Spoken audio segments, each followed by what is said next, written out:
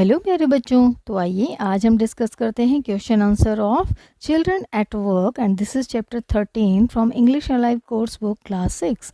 So let's start. There are basically three parts: part A, part B and part C. So part A is comprehension.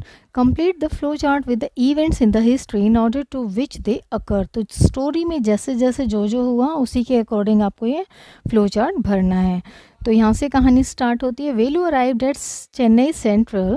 उसके बाद ही sat on a bench to rest. उसके बाद a girl around his own age saw him sitting dejectedly on the platform.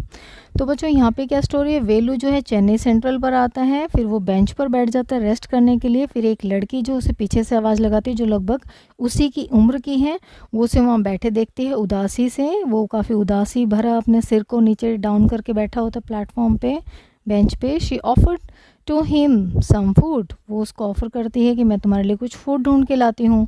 Velu scared at first. Velu पहले तो डर जाता है and refuse to take her help. और फिर उसकी मदद करने लेने से मना कर देता है. Then she started walking away from Velu and he hurried after her. और फिर वो स्टार्ट करती है वॉकिंग. जैसे जैसे जाने लगती है तो वेलू क्या होता है, जल्दी जल्दी में उसका पीछे जाने लग जाता है. Then they walked out of the railway station past big buildings till they reached to a huge wedding hall. फिर वो क्या करते हैं, रेलवे स्टेशन से बाहर निकल जाते हैं. फिर वो बड़ी बड़ी बिल्डिंग्स देखते हैं जब तक कि वो वेडिंग हॉल तक नहीं पहुंच जाते.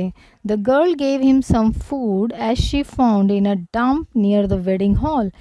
वेलू वॉज, जो गर्ल है वो कुछ खाना देती है जो उसे डंप में मिलता है, वेडिंग हॉल के डंप में, डस्टबिन में. Velu was not happy about having leftovers of the people from the bin. जो वेलू था वो खुश नहीं था कि वो किसी का बचा खुचा खाना खाए. But the girl told him that was all he would get. Velu Gulp the food. तो वो लड़की क्या बताती है कि यही है जो तुम्हें मिल पाएगा.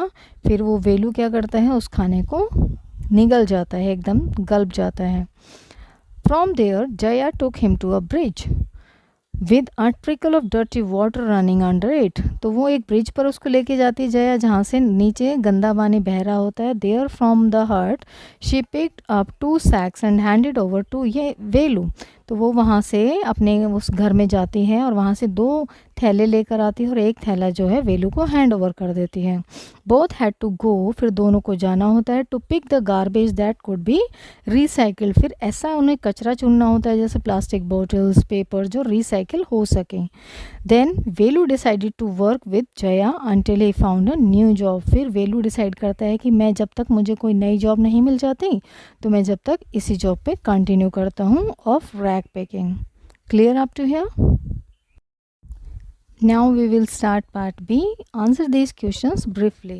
So question number 1, how was Velu feeling when he arrived at Chennai Central? तो वेनू को कैसा फील हो रहा था जब वो चेन्नई सेंट्रल रेलवे स्टेशन पर आ गया था? Answer is Velu was scared and hungry when he arrived at Chennai central. Venu काफ़ी डरा हुआ था, भूखा था जब वो चेन्नई सेंट्रल पर आया. Question number 2, who did Velu meet at the railway station? Velu जो है रेलवे स्टेशन पे किससे मिला? Velu met a girl named Jaya of about his own age at the railway station. Velu जो है वो एक लड़की से मिला जिसका नाम जया था, वो लगभग उसी की एज थी, रेलवे स्टेशन पे उसे मिला था. Question number 3, why did Velu decide to follow the girl? Velu ने क्यों डिसाइड किया उस लड़की को फॉलो करना? Answer is Velu was hungry and felt lost in the big city. Velu को भूख लग रही थी और वो ऐसा उसे फील हो रहा था वो वहाँ बड़े शहर में खो गया है. The girl seem to be the only friendly person in the city so he decided to follow her.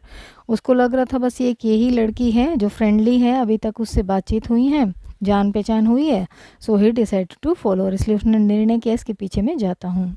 Question number 4, where did the girl take Velu at first? वो लड़की वेलू को सबसे पहले कहाँ लेके गई? Answer is the girl took Velu out of the railway station and to a wedding hall. पहले वो रेलवे स्टेशन के बाहर लेके गई, फिर एक वेडिंग हॉल में लेके गई. Where did the girl finally take Velu to? Finally वो लड़की वेलू को कहाँ लेके गई? Answer is the girl finally took Velu to her makeshift house which was located close to Buckingham Canal. वो लड़की उसे वहाँ लेके गई जहाँ उनके घर बने हुए थे और वो जो जगह थी वो बकिंगम कैनल से बिल्कुल पास में थी. Question number 6, why do you think Jaya gave Velu a stick and a pair of shoes? आपको क्यों लगता है जया ने जो है वेलू को स्टिक और एक जोड़ी जूते दिए थे? Answer is, Jaya gave Velu a stick and a pair of shoes to help him walk in the garbage dumps with a little protection for his feet and to sort through rubbish. तो जया ने उसको जूते इसलिए दिए ताकि जब वो गार्बेज पे चलेगा ताकि उसके फीट की सेफ्टी हो सके, उसके पैरों को बचाया जा सके कूड़े से, और उसके स्टिक इसलिए दी ताकि वो कूड़े में से कुछ ढूंढ सके उस स्टिक से। 7, हु इज़ जम बाजार जग्गू? जाम बाजार जग्गू कौन था? What does he do? और वो क्या करता था? Answer is, Jam Bazaar Jaggu is a person who buys recyclable waste and rag pickers and from rag pickers and takes them to factories for recycling or resells them. जाम बाज़ार जग्गू जो है वो एक आदमी था जो कि रिसाइक्लेबल वेस्ट रैग पिकर से ख़रीदता था और फैक्ट्रीज़ को देता था ताकि वो रीसेल कर सके या उन्हें रिसाइकलिंग करवा सके। He is also Jaya's employer, और वो जया का एम्प्लॉयर भी था। Clear up to here? Now part C, question number 1. Think and answer the questions. Question number 1. Velu plans to be a rag picker until he gets a new job. Do you think Velu will get a new job? Give reasons for your answer. तो question ये है बच्चों, वेलू ने plan किया कि वो एक rag picker ही बनेगा, रैग पिकर की जॉब करेगा जब तक कि उसे कोई नई नौकरी नहीं मिल जाती। तो क्या आपको लगता है कि उसे नई नौकरी मिली होगी? रीजंस देने अपने आंसर के। Answer is no, Velu will not get a new job other than rag picking. अब जब वो रैग पिकिंग में घुस गया है तो वो उसी को ही करेगा, तो हमें नहीं लगता उसने कोई नई जॉब पकड़ी होगी। He will become one of the many rag pickers who live in the city. वो उनमें से एक था जो रैग पिकर्स बहुत सारे थे उस शहर के। This is because he does not have any relative और फ्रेंड्स इन द सिटी। ऐसा इसलिए हम कह रहे हैं क्योंकि उसका ना तो कोई रिश्तेदार या कोई दोस्त उस शहर में कोई नहीं था जिसको वो जानता हो। Who can find a job for him, जो कि उसके लिए कोई जॉब ढूंढ सके, दूसरा काम ढूंढ सके। And he was not educated enough to get any job, और उसके पास इतनी पढ़ाई भी उसने नहीं की थी कि थोड़ी बहुत वो कोई ऐसी जॉब कर सके। What do you think? Question number 2, what do you think were Velu's fears when he arrived in the new city? आपको क्या लगता है उसके क्या क्या डर थे जब वो नए शहर में आया? Answer is, Velu feared that he would be hurt by someone. उसे लग रहा था कि कोई ना कोई उसे कुछ नुकसान पहुंचा देगा। He also worried that he would go hungry because he had no money. उसे ऐसा भी लग रहा था, काफ़ी चिंतित था अपनी भूख को लेके, क्योंकि उसके पास कोई पैसा ही नहीं था खाना खरीदने के लिए। He did not know where he will sleep either. उसको ये तक नहीं पता था कि वो कहाँ सोएगा।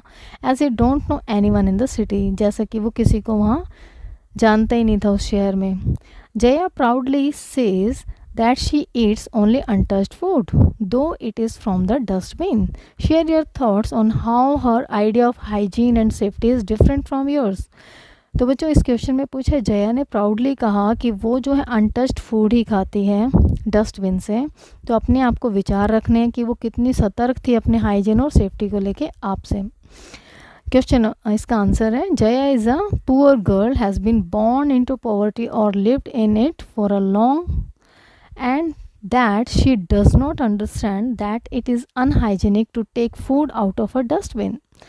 बच्चों जया जो है वो गरीबी में ही जन्म लिया, उसने गरीबी में ही पली बड़ी थी और काफ़ी साल से वो मतलब बचपन से ही वो गरीबी में रही। तो उसने जो है डस्टबिन में से खाना मिलना, उसको इतना भी नहीं पता था कि डस्टबिन से खाना उठाना अनहाइजीनिक होता है। She thinks that untouched food is better than left over food. उसको बस यही लगता था कि जो अनटच्ड फूड है, जो किसी ने नहीं खाया हुआ, वो ही ठीक है rather than left over food, किसी बचे हुए खाने से। This shows that she has some concern for her health. इससे पता चलता है कि उसको कुछ तो चिंता थी अपनी हेल्थ की। Her idea of hygiene is different from mine. उसका आइडिया जो हाइजीन का है वो थोड़ा अलग है मेरे आइडिया से। As I would not eat anything from dustbin, जैसा कि हम लोग डस्टबिन से कुछ नहीं खाएंगे, as it is already dirty and contaminated. ये ऑलरेडी गंदा होता है और कंटामिनेट दूषित होता है। Question number 4, Jaya a little girl herself decide to share her food and work with Velu. What does this tell you about her? तो बच्चों जया जो है वो खुद एक छोटी लड़की है और वो डिसाइड करती है कि अपना खाना और अपना काम जो है वेलू के साथ बांट लेगी। इससे आपको क्या पता चलता है उसके बारे में? Jaya who has probably known hunger more than Velu. जो जया है वो हमें लगता है वेलू से ज़्यादा कहीं ज़्यादा भूख के बारे में उसे पता है कि भूख क्या चीज़ होती है। Understand what it is like to be hungry and alone, वो जानती है एक भूखा रहना और अकेले रहना कैसा लगता है। In her own way she looks out for Velu for sharing the meagre food she has with him. तो उसको क्या लगता है, वो फिर भी ऐसा होने के बावजूद भी वो ढूंढती है खाना वेलू के लिए भी और शेयर करती है, जो भी उसे खाना मिल जाता है थोड़ा बहुत वो खुद ना खाकर उसके साथ शेयर करती है। This shows that she is caring, इससे पता चलता है वो कितनी केयरिंग है, कितनी देखभाल करने वाली है, एंड कंपैशनेट, और कितनी दयावान है, दयालु है। She is also receptive to the feelings of others, और वो अंडरस्टैंड करती है। रिसेप्टिव मतलब समझना, किसी दूसरे की फीलिंग्स को समझना वो काफ़ी हद तक समझती है। ठीक है बच्चों, this is all about the question answer of this chapter. I hope you understand. Thank you for watching.